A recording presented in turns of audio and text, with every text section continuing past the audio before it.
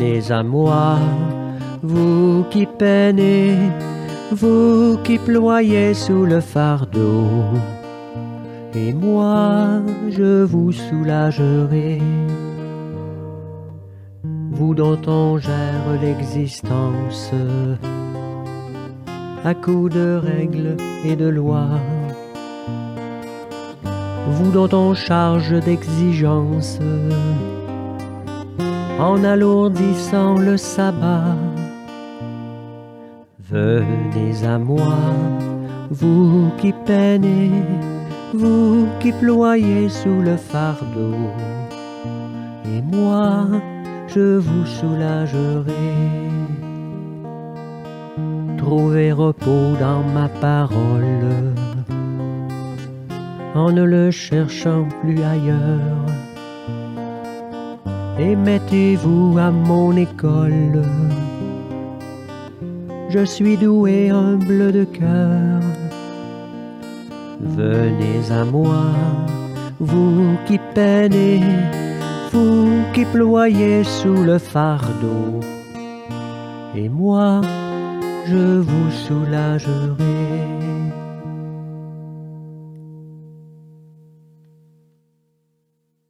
Alors bonjour tout le monde. Aujourd'hui, comme tous les mardis, on est appelé à vivre une liturgie de la parole sans l'Eucharistie. C'est qu'on va se préparer à vivre la présence du Seigneur dans sa parole. L'Eucharistie, c'est le centre même de l'Église. Mais la liturgie de la parole, sans l'Eucharistie, ça soutient la volonté des fidèles de faire de notre Église en demeurant des communautés vivantes. Qu'elle entretienne et développe le goût de la Sainte Écriture, qu'elle avive le désir de l'Eucharistie, ce mystère qui réalise l'unité de la foi autour de l'unique pasteur, le Christ ressuscité.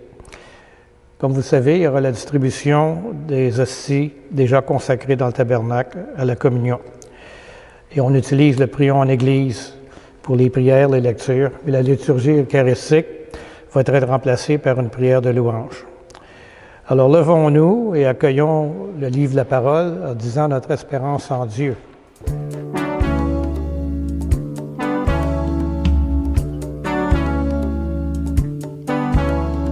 Viens, j'ai besoin de tes bras pour bâtir et pour aimer.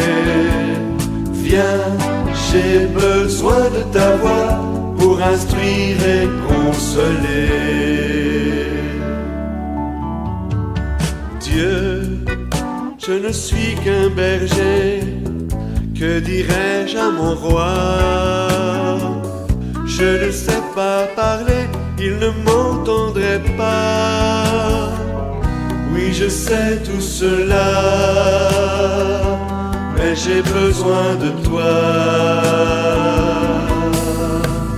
Viens, j'ai besoin de tes bras pour bâtir et pour aimer.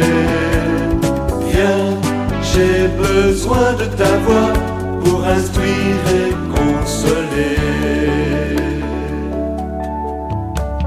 Dieu, je ne suis qu'un enfant, que dirais-je au plus vieux? Tu sais bien que les grands te connaissent encore mieux. Oui, je sais tout cela, mais j'ai besoin de toi. Viens, j'ai besoin de tes bras pour bâtir et pour aimer. Viens, j'ai besoin de ta voix pour instruire et consoler. Dieu, je ne suis qu'un pécheur, que dirais-je aux gentils? Je n'ai rien d'un prêcheur au langage poli. Oui, je sais tout cela, mais j'ai besoin de toi. Viens, j'ai besoin de tes bras pour bâtir et pour aimer. Viens, j'ai besoin de ta voix pour instruire et consoler. j'ai besoin de tes bras pour bâtir et pour aimer. Viens, j'ai besoin de ta voix pour instruire et consoler.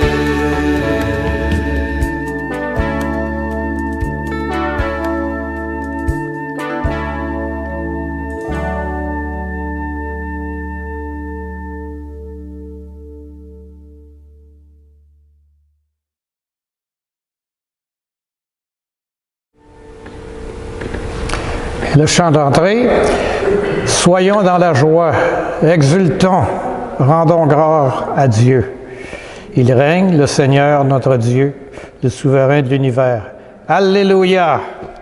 Nous sommes rassemblés au nom du Père et du Fils et du Saint-Esprit. Prions. Dieu fort, nous t'en prions. Fais-nous proclamer la puissance déployée dans la résurrection du Seigneur. Nous avons reçu les prémices de sa grâce. Rends-nous capables d'en saisir la plénitude par Jésus-Christ, ton Fils, notre Seigneur, qui vit et règne avec toi dans l'unité du Saint-Esprit, Dieu, pour les siècles des siècles. Amen. Seigneur Jésus, envoyé par le Père pour guérir et sauver les humains, prends pitié de nous. Ô Christ, venu dans le monde appeler toutes les pécheresses et tous les pécheurs, prends pitié de nous. Seigneur, élevé dans la gloire du Père, où tu intercèdes pour nous, prends pitié de nous. Si vous voulez bien vous asseoir, nous allons maintenant écouter la parole de Dieu. Et que cette parole soit toujours proclamée ici, en ce lieu, et qu'elle nous révèle le mystère du Christ. Lecture du livre des Actes des Apôtres. La multitude de ceux qui étaient devenus croyants avait un seul cœur et une seule âme. Et personne ne disait que ses biens lui appartenaient en propre, mais ils avaient tout en commun. C'est avec une grande puissance que les apôtres rendraient témoignage de la résurrection du Seigneur Jésus, et une grâce abondante reposait sur eux tous.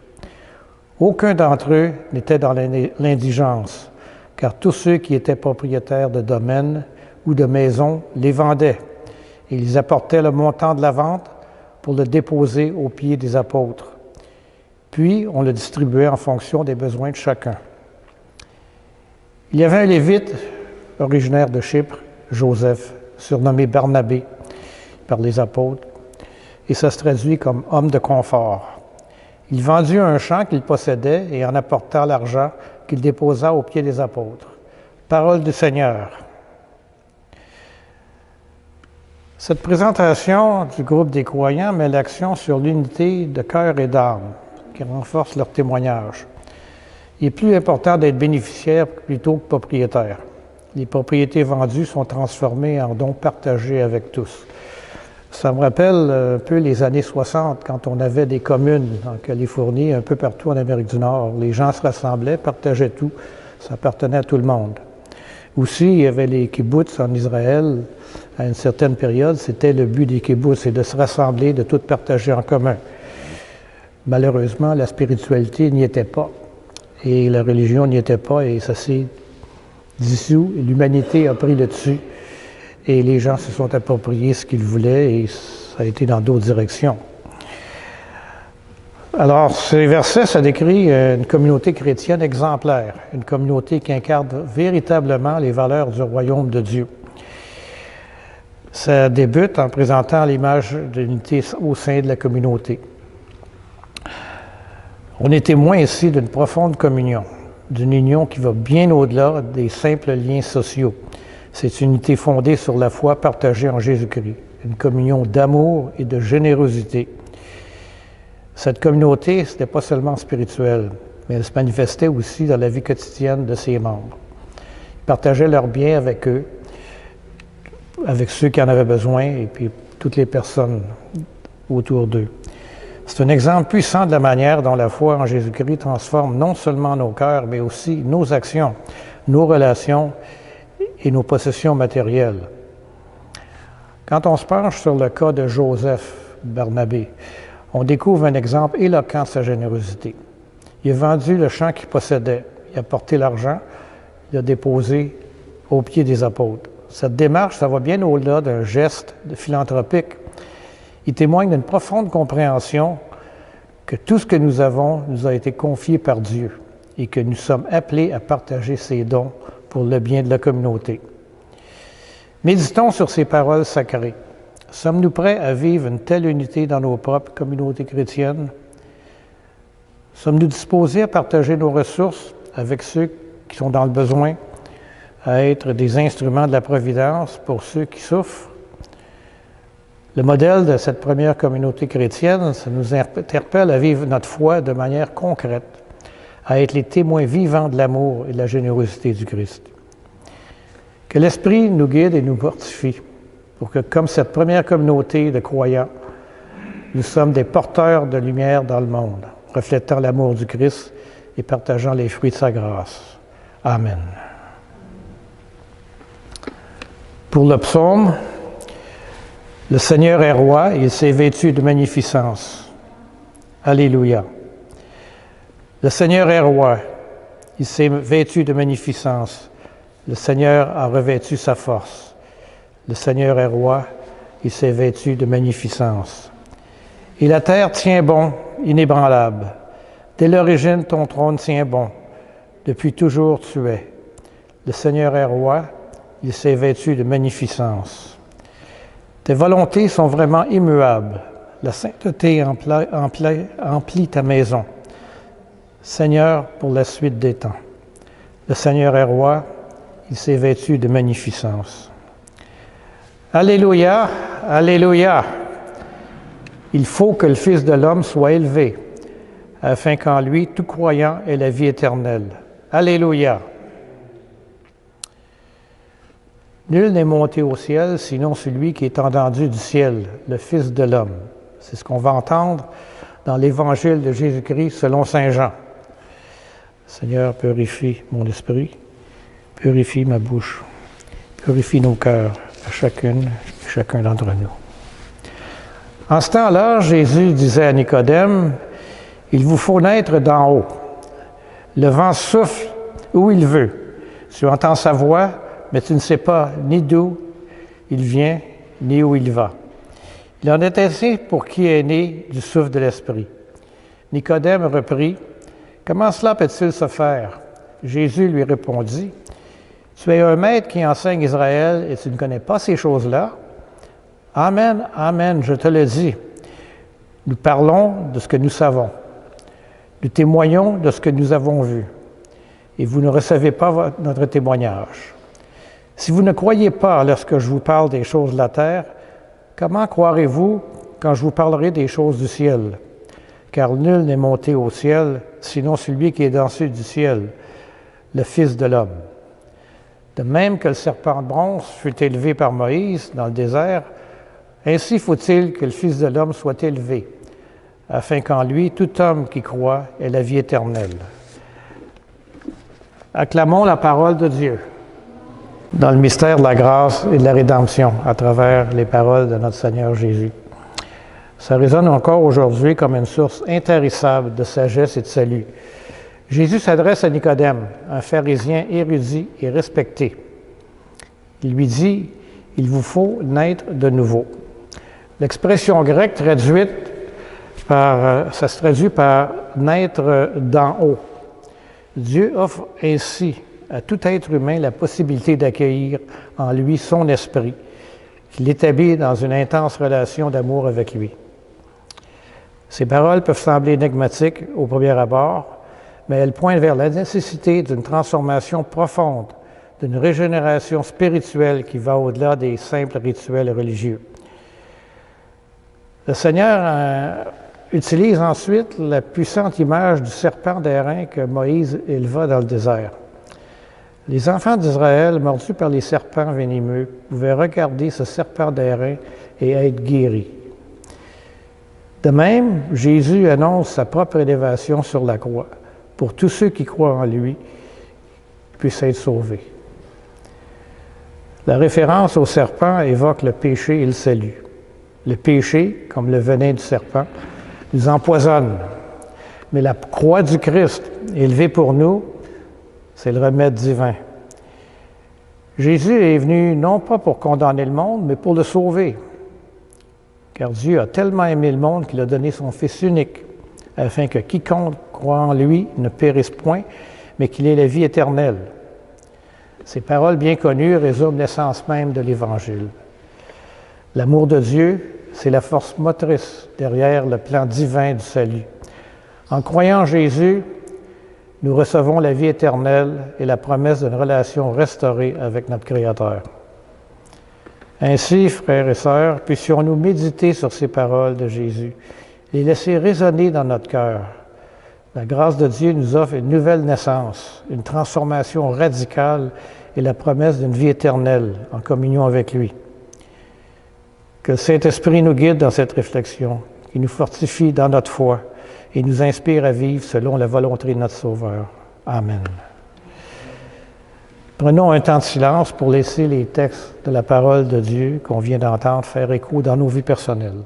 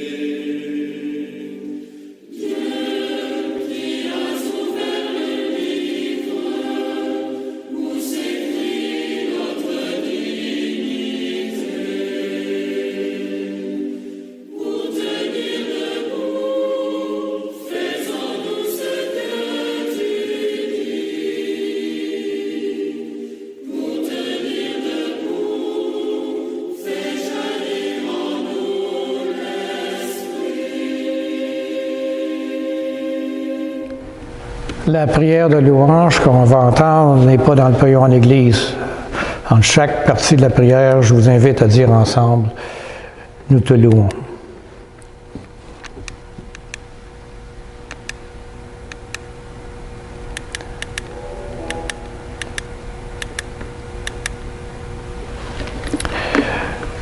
Dieu notre Père, nous te louons, nous te bénissons.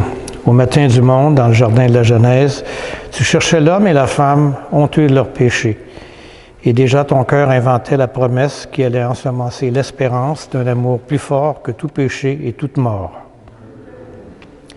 Dieu de tendresse et de pardon, tu as visité ton peuple tout au long de son histoire. Tu ne l'as pas abandonné à sa perte. Tu as entendu le cri de sa peine et tu l'as délivré de ses esclavages.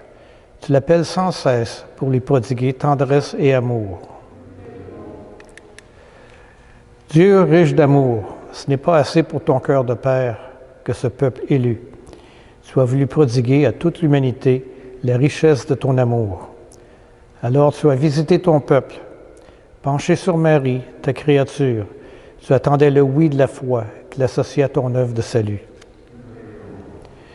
Dieu de tendresse, tu nous as visités en Jésus, ton Fils bien-aimé. Il est venu nous convier au banquet du royaume. Il est venu chez nous pour que nous renaissions à la vie. Il est venu nous redire ta tendresse et révéler ton visage de Père. Dieu de vie, tu as relevé au matin de Pâques Jésus, ton Fils perdu dans la mort. Prince de la paix, il remet les péchés pour que tous les peuples chantent de joie tes merveilles. Dieu de fidélité, tu visites encore ton peuple aujourd'hui. Tu rassembles en un seul corps, par la force de l'Esprit, tes enfants dispersés. Il manifeste sa tendresse aux plus pauvres et aux plus démunis, à ceux qui cherchent sans trouver, à ceux qui désespèrent, pour qu'un jour nous soyons tous réunis auprès de toi, Père, pour chanter notre allégresse avec Jésus, ton Fils, dans l'esprit d'amour.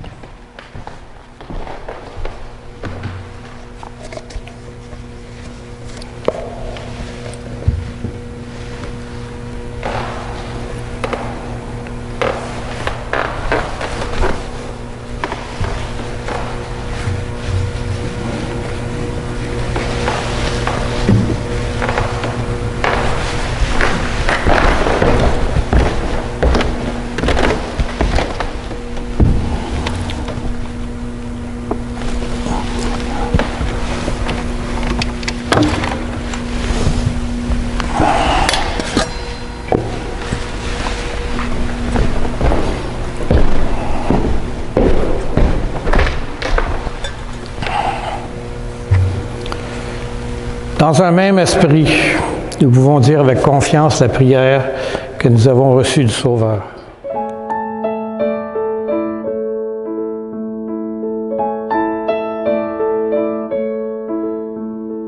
Notre Père qui es aux cieux, que ton nom soit sanctifié, que ton règne vienne, que ta volonté soit faite sur la terre comme au ciel. Donne-nous aujourd'hui notre pain de ce jour. Pardonne-nous nos offenses, comme nous pardonnons aussi à ceux qui nous ont offensés. Ne nous laisse pas entrer en tentation, mais délivre-nous du mal, car c'est à toi qu'appartiennent le règne, la puissance et la gloire pour les siècles des siècles. Amen.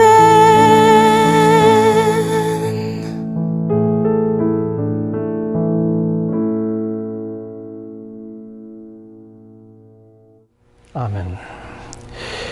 Confirmons maintenant notre prière en échangeant un geste de paix entre nous. La paix du Seigneur soit tous avec vous.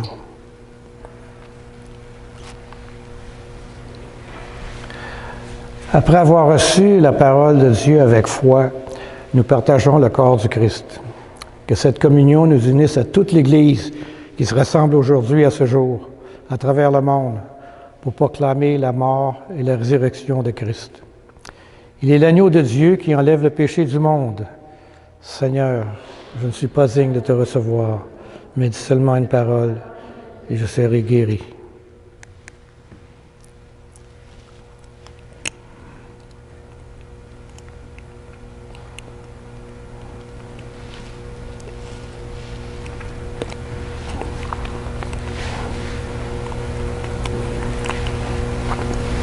L'antienne de communion, il fallait que le Christ connaisse la souffrance et ressuscite d'entre les morts pour entrer dans sa gloire. Alléluia.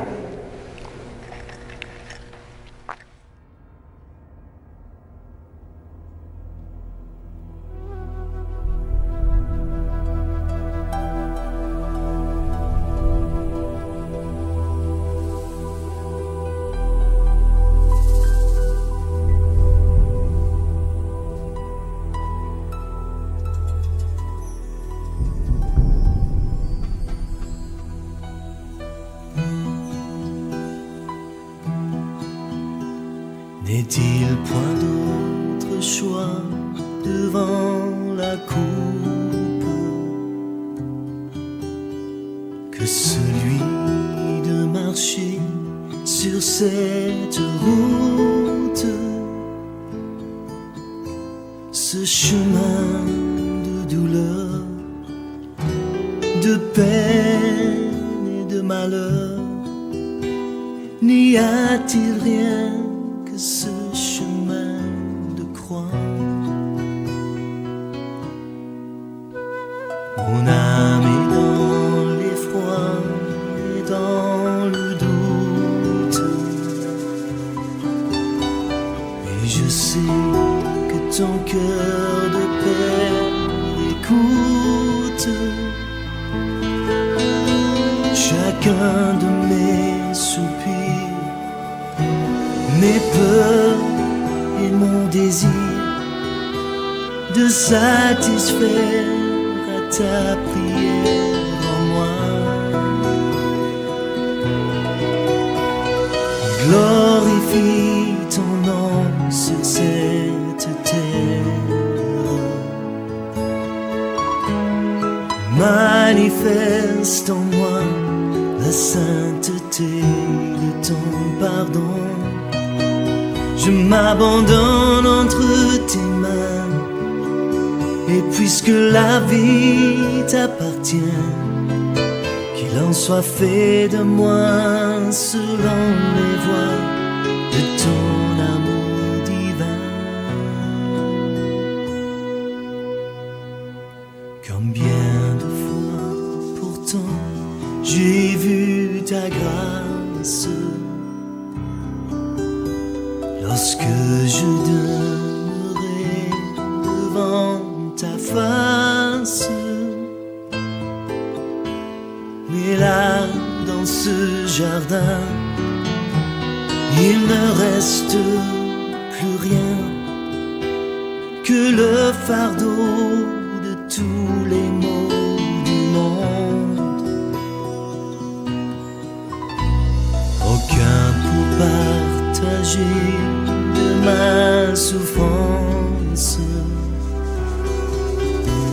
le sang de l'agonie et de l'absence.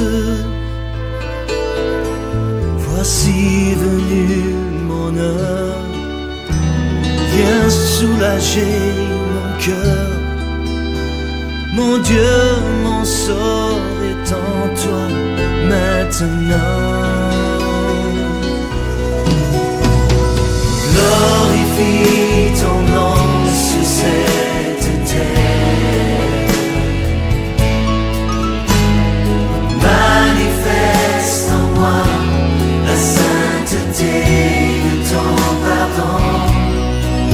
Je m'abandonne entre tes mains, et puisque la vie t'appartient, qu'il en soit fait de moi selon les voies de ton amour divin. Oh, glorifie ton nom sur cette terre, manifeste en moi la sainteté de ton pardon. Je m'abandonne entre tes mains, et puisque la vie t'appartient, qu'elle soit lumière en moi, un chant de joie jusqu'au-delà des temps.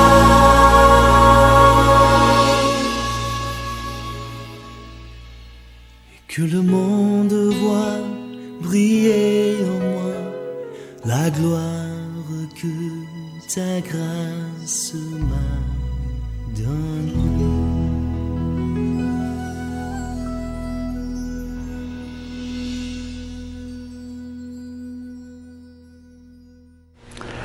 La prière après la communion, à la page 71 de votre Prions en Église.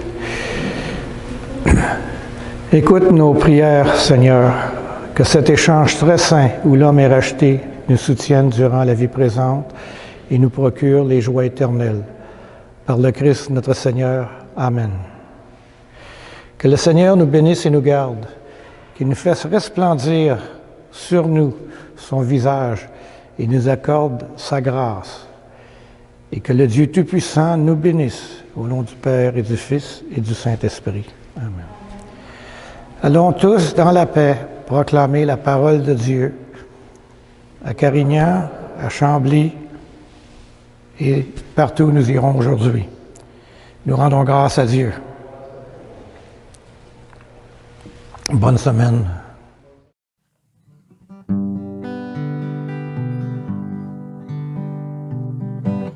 Va plus loin,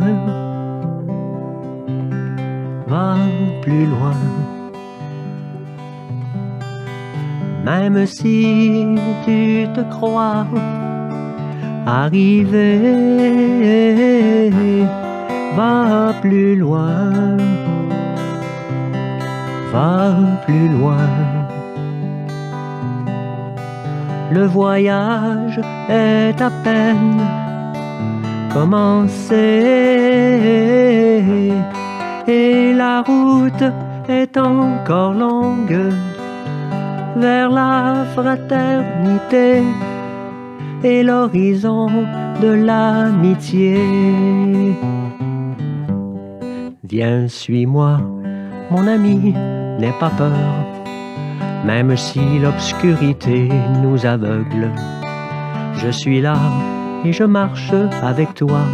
Ensemble nous irons, l'espoir au fond du cœur. Car au bout de nos peurs et au bout de nos peines, il y a la lumière tout au bout du chemin. Va plus loin, va plus loin.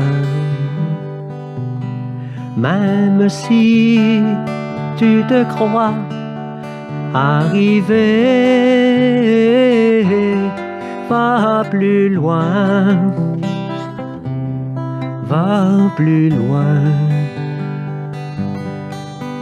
Le voyage est à peine commencé et la route est encore longue vers la fraternité et l'horizon de l'amitié. Je suis là, mon ami, près de toi, même si tu redoutes d'être seul. Je suis là et je marche avec toi. Je te donne la main pour aller sans faiblir. Et la joie dans le cœur, va, regarde plus loin. La lumière promise est au bout du chemin. Va plus loin, va plus loin. Même si tu te crois arrivé, va plus loin, va plus loin. Le voyage est à peine commencé et la route est encore longue vers la fraternité et l'horizon de l'amitié.